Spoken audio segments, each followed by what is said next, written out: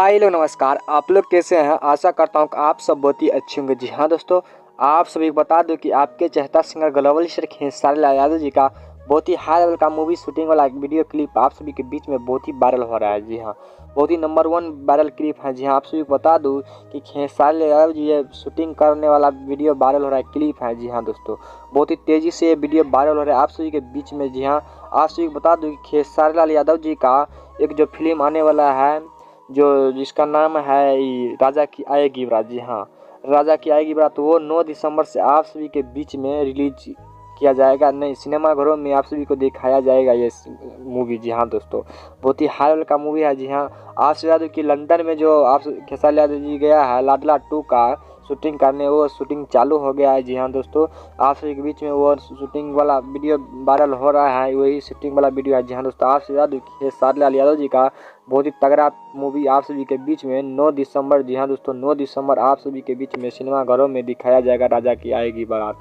बहुत ही high level का वो भी मूवी है, तो आप लोग देखना ना भूलिएगा, जाइएगा देखने के।